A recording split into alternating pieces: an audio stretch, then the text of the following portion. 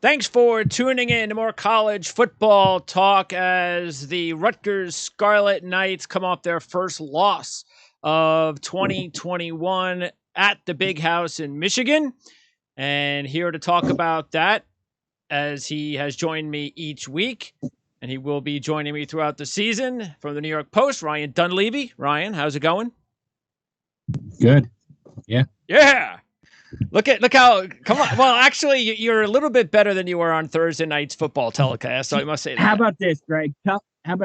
Tough week in New York. I was stealing my colleague Brian Costello's line. Tough week in New York. The Giants, the Jets, the Yankees, and the Mets. The Giants, the Jets, and the Mets were all eliminated from playoff contention in the same weekend. Okay. How's that? Okay. Very nice. Yeah. There's another game I don't have to worry about watching now. The Giants. Okay. And then there's Rutgers, who, obviously, their national title hopes ended this weekend. Who's our special guest, Ryan? One of my best friends. Absolutely. For my dime, he's a mentor of mine, one of my best friends. But even if I hated the guy, I would tell you the absolute best college sports writer in the business, college football writer in the business. Knows his university like nobody knows their university. I swear, if something happens in a corner of campus, Keith Sargeant gets a phone call. My colleague, my friend Keith Sargeant from NJ.com, NJ Advanced Media. You're too kind, Ryan. I think the check will be in the mail, so I will send that right away. Thank you for that. The reason I get checks is because you helped me learn the job. So we're Very good. Nice. Yeah. 20 years covering Rutgers football. And so you were there. That's why he's so gray. Yeah, I guess that you did it right. So that means you were there for the first Schiano tour. And yep. How's this differing the second time around? It's a really, really good question. I think in a lot of ways, Greg has delegated responsibility, a lot better. He's always been a coach who's been a CEO type guy, but I think he's trusted his assistant coaches better. I think that's a credit to the university and the resources that they've given him. His first go around early in his tenure, it was a revolving door of assistant coaches. And I think, now it's no secret. He has, $1 million a year offensive coordinator who, I think, is going to be a hot candidate, for a head coaching position in the years to come, Sean Gleason. And he's been able to retain coaches, and I think, his ability to actually be able to, have the staff that he wants. I think he has a lot more perspective. I think, to his credit, he's been able to, adapt to all the changes. Social media didn't exist, 20 years ago, and he's been able to adapt to that. He's been able to adapt to, the modern college athlete in the NIL period. I don't think there's any better testament to the way he's been able to adapt than his willingness to bring in Gavin Wimsatt, a kid who was playing high school football at the beginning of the month, and now he's on the roster. He suits up, and there's probably an expectation that he's going to actually play this season. So it's a good question. I think he's been able to adapt a lot more. The running joke inside the program for the people who know him is it's Greg 2.0. Well, and so far so good, especially the recruiting seems to be coming at a quicker pace than it did in his first go around. I'm sure it helps being in the Big Ten. But what about the game management? Because this is something that we're already hearing after what happened on Saturday. Well, this was Greg's issue the first time around, was how he was handling in-game situations, late in the game, big calls, big decisions to make. I'm not one of those guys. I think that's 2 or 3 years from now that we have to be worrying about whether Greg Schiano is making the right calls on the field or not, because I am completely bought in with everything he's done. He's not perfect. He's going to make mistakes. But you just mentioned social media, Keith, and I'm sure there were a lot of fans that were upset with a lot of the decisions that were made on Saturday. So have you noticed anything different in the first game that he had to make some big decisions from when he was here before? So let's be clear. Let's just talk about the Michigan game. And I'm one of the people who first guessed, wasn't a second guess, I hated that fourth down play late in the first half where 4th and 10, going for it there when, and we talked about it. We asked him, after the game about it. And, I think he gave his answer was basically, hindsight's 20/20. He admitted it was, probably the wrong decision to actually go for it there. But with 20, I think 25 seconds left when they decided to go for it, the percentage of getting that, even, in the NFL is low, but in college it's ridiculously low to convert that 4th down and 10 play there when you have the best punter in the country in Adam Korsak. You punt the ball inside the 10. Michigan kneels on the ball. You go into halftime up, trailing 17-3, manageable. You get the ball first in the second half. Hated that call. All that being said, a game of football, as you know, is full of probably, how many plays were in that game? Probably about 80 on each side, so probably about 150, 160 plays in the game. He probably aren't giving him enough credit for the adjustments that they made. Michigan comes out, 17-play drive, runs all over them. They have the nation's best rushing attack. They were able to adjust to that. So, what they did in the second half, making Michigan on, 3 drives in a row go 3 and out. There's a lot of decisions in that game that we don't scrutinize. Again, that 4th down play, absolutely healthy for beat reporters like us, for fans, other people to criticize. And look, I mean, if Valentino Ambrosio kicks that field goal with about, with 8 minutes left in the game, if the, polls, it would have been a tie, would have brought Rutgers within 1 point, and we're talking about a different outcome maybe. So I think that call in itself was bad, but overall, you have to give them a lot of kudos for just the way they were able to manage the game, the way they were able to be as competitive as they were against Michigan. Sarge, I don't know if I read it from. So as soon as any Rutgers game ends, I go on NJ.com where I used to work. I'm biased, but awesome Rutgers coverage. You're the one, huh? We're wondering who that I'm your one reader.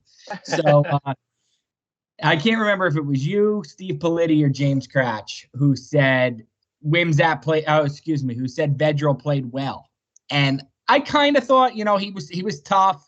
And then I got a text from a buddy of mine who's a Rutgers grad who said, Vedral's terrible. We need to play Wimsatt. Which is it? Is he playing well? The competition? Is it time for Wimsatt? Like, which is it? How are you grading Vedral so far on? Because you know better than I do. I'm watching the games on Saturdays, but all he has on his plate, everything around him, coaches, teammates. How good a job is he doing? Maybe that we're not seeing, or how bad a job is he doing that we're not seeing? Okay, a couple things about that. One, if you talk to people inside the program, they will tell you that he's playing quarterback at a really high level. I think I agree with that assessment. I think, first off, you and I, maybe we've been covering this too long, but how bad. 3 years ago they had 1 passing yard against Michigan. 1. So he is more or less a game manager. And at this point in the program, Rutgers has, a defense that you can rely on to play winning defense week in and week out. They have a Big Ten legit caliber defense. Mm-hmm. They have one of the best special teams units in the country. Not just a Big Ten. They have the best punter.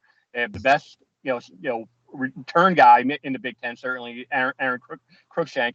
They have really, good on in kick coverage, punt coverage. Yeah. They play really good defense, really good special teams. So 2 of the 3 phases, they're really good in. What Greg Schiano wants is a quarterback who's not going to turn the ball over. And I know fans, that's not a sexy answer, right? You want big plays and you want offense in this day of modern football. But at this stage in the program, Noah Vedral is doing exactly what Rutgers wants. He's had 1 turnover through 4 weeks, and that came on the final drive when he was trying to make something happen. And replays even showed that his knee might have been down when he fumbled the ball forward. But, if you were to tell me that, before the year that Rutgers was going to have a quarterback who had 1 turnover through the first 4 weeks in the year, Greg Schiano would have signed for that in a heartbeat. He made 2 really good throws in that game. One right after the drive where Michigan goes down, gets the opening touchdown, 17 play. They're facing a 3rd and long. He throws a pass down the left sideline, back fade, Crookshank catches it, extends the drive. They end up getting a field goal. They don't make that. If he doesn't make that pass, which was a big time throw, if he doesn't make that throw, I don't think Rutgers is even competitive in that game. You know how games work, where momentum shifts, and he made that great throw. He made another really good throw after another questionable play call where they had this chaos formation. They got a flag for a illegal formation. Made a 3rd and 1 to 3rd and 6. He threaded a needle, 12-yard gain. He made really good throws in that game. I know the ultimate numbers, the end numbers weren't great. But again, he's playing winning football from a quarterback position. I tend to say the former assessment, that Noah Vedral's doing a good job. I agree with that. So tell me this. You and I sat next to each other when Rutgers beat Michigan in 2014. Sure. You and I sat next to each other a couple years later when Michigan beat Rutgers 78-0. Yep. Then these last 2 years where you're sitting next to somebody who's not nearly as good as me, they lose in triple overtime. You were supposed to laugh there. They lose in triple overtime, and then I feel like they could have won the game Saturday. They probably should have won the game Saturday. They were certainly a much better team in the second half than Michigan. How close are these programs? Michigan's ranked 16. Is Rutgers close to Michigan, or are these last 2 years flukes? If Rutgers and Michigan should Rutgers win 4 out of every 8 games against Michigan going forward? So I'm a big believer that, there's a reason why Ohio State and Michigan have won, 70 something, Big Ten championships between them. That, there's been 100 years of Big Ten football, and, almost 80% of the titles have gone to Ohio State and Michigan. So, there's a reason why these are blue blood programs, and they continue it by recruiting, and they have all these resources. And, I've written about the money that Michigan spends. They spend $50 million every year. Ohio State spends $50 million. Rutgers is catching up. They're putting more resources into it, but Michigan is always going to have the facility. They play in 110,000 facility. They have an incredible practice facility. They have the tradition. They're all, it's going to be really hard to catch up with Michigan from a, bringing in the Jimmy and Joe, so to speak. Rutgers can try to catch up with the X's and O's and try to do some of the other things, and they have been way more competitive. But are the two programs on even footing? Absolutely not. Is there some truth to the feeling that Rutgers might match up well with Michigan? Maybe. We've seen it enough where even like Wisconsin a couple of years ago, where we thought that Wisconsin had this, and Northwestern a couple of years ago too is another good example. Rutgers could play with some of these teams that don't have these unbelievable skill position guys that are just going to race all over the field. Rutgers can stay in the game with a team like Michigan. This week, going forward, I'm sure you're going to ask me about Ohio State. I'm a little bit more skeptical in believing that they're going to be able to keep up with, I think they might have 5 wide receivers who are in the NFL, who are going to be picked in the NFL at some point. So I'm a little bit more skeptical from that standpoint. The reason why, long-winded answer, but to your question, but Michigan, I don't know if they have, in the last couple of years, have had the same type of skill position guys as Ohio State has had. Even Washington, when they came in and beat up Rutgers, in the last couple of years, I think when Rutgers faces one of those types of teams, they tend to struggle. But Michigan, I think they might match up, halfway decent. And there's probably more Michigans in the Big Ten than there are Ohio States. So to me, you should now go beat. You should beat. I agree. 2 out of 4, whatever, to Michigan State, Northwestern, Wisconsin. Yeah. Go win 2 out of those 4 games. I agree. And look, I think that's going to be, Ohio State, it's going to be tough. But then you follow that up with Michigan. That's Michigan State. That's going to be a rock fight. And then, Northwestern, that's going to be the pivotal. The month of October, after you get through Ohio State, which, I think is going to be brutal. But after you get through that, you have Michigan State, winnable game, Northwestern, winnable game, Illinois, winnable game. And then, if you go into, November with winning 2 of those 3 games, and they have every opportunity to go to a bowl game. All right, Keith, I got a couple more, and then I'll let Ryan close things out. And that is, first of all, you were talking about how They dominated, and we all saw it in the second half defensively.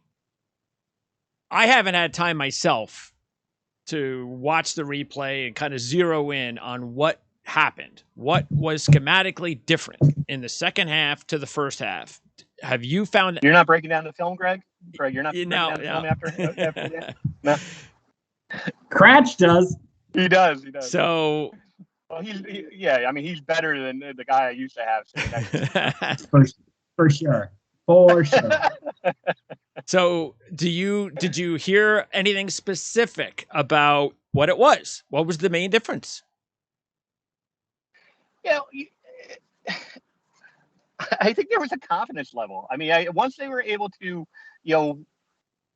schematically, adjust, and I think, they were able to put more guys in the box and really put an emphasis on that and make Cade McNamara beat him, which he did. He actually, hit some shots. But once they were able to kind of,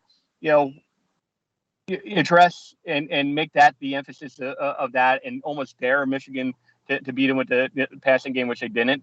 I think it was just a growing confidence that they were able to just be able to, play with them. Also, I think the offense did a really good job of staying on the field, sustaining drives. Again, that goes back to Noah Vedral and his ability to